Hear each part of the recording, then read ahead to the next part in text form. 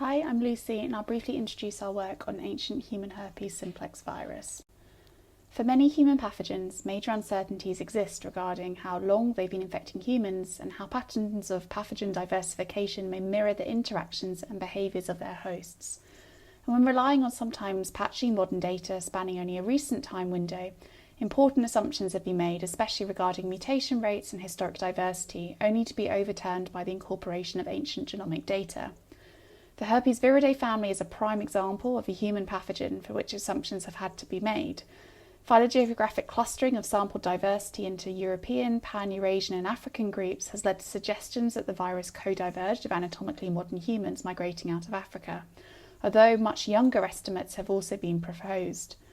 And despite this being a really prevalent human pathogen today, to date observations from ancient genomes obtained from archaeological remains have been lacking.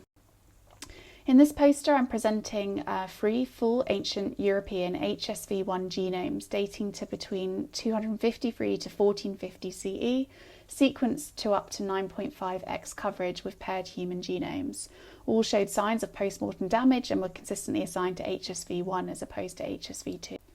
Compared to a global dataset, we identified that these three ancient strains fell within modern Eurasian diversity, though with two discrete clades of previously designated Eurasian and Pan-Eurasian diversity, suggesting that this diversity at least dates to the timing of our samples.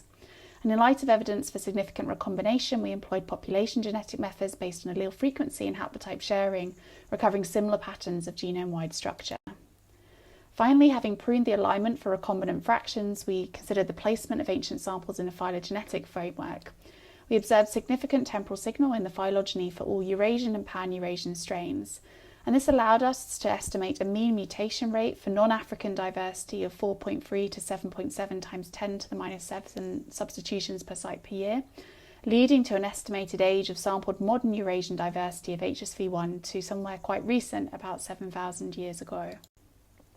Now, extrapolation of these rates to the whole phylogeny indicates that the age of sampled extinct HSV1 dates to around 6 to 13,000 years ago, and we currently hypothesize a marked lineage replacement event coinciding with the Neolithic and implicate early human Bronze Age migrations in the distribution of HSV1 throughout Eurasia.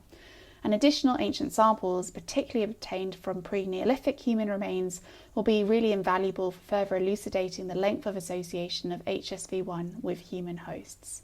I'm happy to take questions during the poster session.